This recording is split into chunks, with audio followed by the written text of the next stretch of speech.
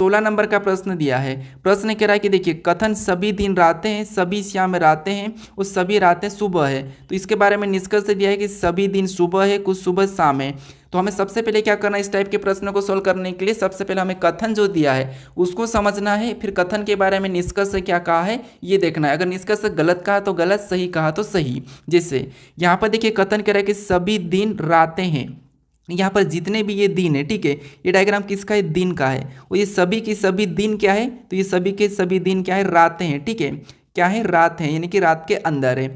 उसके बाद आगे प्रश्न क्या कह रहा है, तो आगे कह रहा है कि देखिए सभी शामें रातें हैं और जितनी भी शाम है वो सभी के सभी क्या है, रात है। मतलब ये शाम भी क्या हो जाएगी, रात के अंदर हो जाएगी, ठीक है। तो हम क्या करेंगे, इसको अंदर बना लेंगे और जितनी भी शाम क्या है, रात है, मतलब ये भी रात के अंदर हो जाएगी।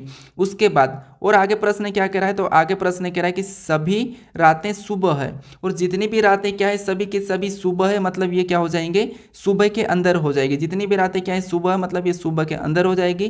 तो ऐसा डायग्राम बनेगा, ठीक है। अब देखिए इसके बारे में हमें यहाँ पर कथन यानी कि निष्कर्ष से क्या कहा कथन में ये देखना है। तो पहला निष्कर्ष से कह रहा है कि सभी दिन सुबह है। यहाँ पर हमें देखना है कि सभी दिन सुबह है, तो क्या सभी दिन सुबह है क्या, तो हाँ, जितने भी दिन क्या है ये सुबह के अंदर है। तो इसीलिए पहला वाला तो हमें सही कह रहा है, ठीक है, पहला वाला तो हमें सही कह रहा है कि सभी दिन क्या है, सुबह है। उसके बाद अब दूसरा क्या कह रहा है, दूसरा कह रहा है कि कुछ सुबह शामें हैं, यानी शामें हमारी कहाँ पर है, तो यहाँ पर है, वही हमारी सुबह है। जब सभी शामें सुबह है तो कुछ तो होगी, इसलिए दूसरा भी हमें यहाँ पर सही ही कह रहा है, ठीक है। तो हमें यहाँ पर देखना है कि केवल यानी कि पहला और दूसरा अनुसरण दोनों ही करते हैं, ये हमें ऑप्शन में देखना है। तो ऑप्शन नंबर हमें यहाँ पर डी में दिया है कि पहला और दूसरा दोनों अनुसरण करते हैं, तो ऑप्शन नंबर डी हमारा यहाँ पर सही होगा, ठीक है। तो आपको सबसे पहले कथन को समझना है, फिर कथन के बारे में निष्कर्ष से क्या कहा है ये देखना है, ठीक है। अब चलिए हम बढ़ते हैं प्रश्न 17 पे।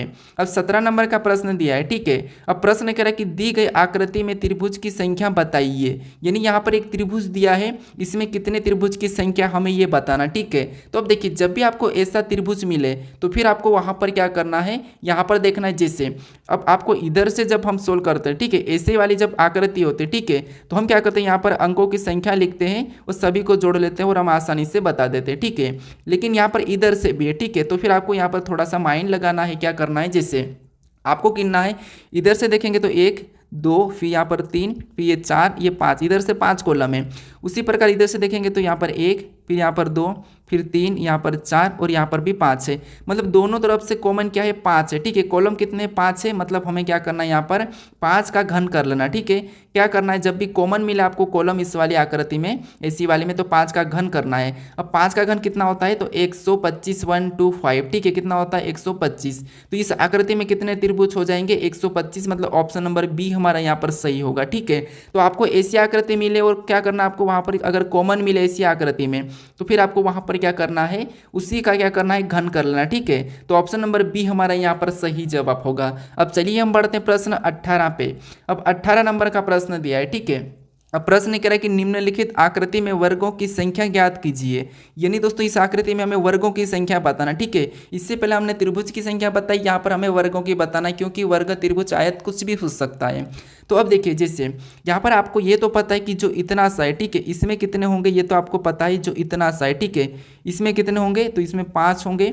उसके बाद अब देखिए और भी हमें इतना सा दिख रहा है, कहाँ से दिख रहा है, तो ये यहाँ से दिख रहा है, ठीक है, कहाँ से, यहाँ से, ये हमें और भी इतना सा दिखा है, तो इसमें भी कितने होंगे, 5 होंगे। फिर हमें और भी दिखा है, और कहाँ पर दिखा है, तो ये अंदर छोटा सा और हमें दिखा है, ठीक है, तो इसमें भी कितने होंगे, 5 होंगे।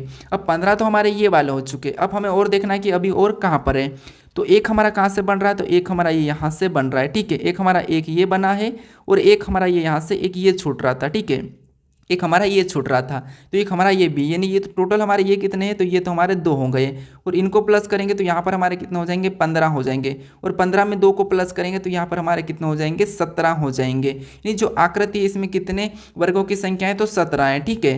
तो ऑप्शन नंबर हमारे यहाँ पर बी वाला क्या होगा, सही जवाब होगा, ठीक है। अब चलिए हम बढ़ते हैं प्रश्न 19 पे। अब 19 नंबर का प्रश्न दिया है, ठीक है। अब प्रश्न कह रहा है कि जब दर्पण को एम एन रेखा पर रखा जाता है तो दी गई आकृति का सही दर्पण प्रतिबिंब ज्ञात कीजिए। यहाँ पर जो हमारे यहाँ पर एक डायग्राम दिया है, इसका एम एन रेखा का प्रतिबिंब कैसा बनेगा ये प्रश्न पूछा है, ठीक है। अब देखिए दोस्तों यहाँ पर हम क्या करेंगे, सबसे पहले इसका इधर की ओर रखने पर कैसा दिखेगा ये चेक करने की कोशिश करेंगे। अगर इधर रखेंगे तो ये पलट जाएगा, मतलब ये पंखुड़ियाँ इधर हो जाएगी, ठीक है। कैसी बन जाएगी, तो कुछ इस टाइप से बन जाएगी और यहाँ पर ये इधर की ओर चले जाएगा, ठीक है। तो हमें ऑप्शन में देखना, देखिए ये नीचे तो होगा नहीं, ठीक है।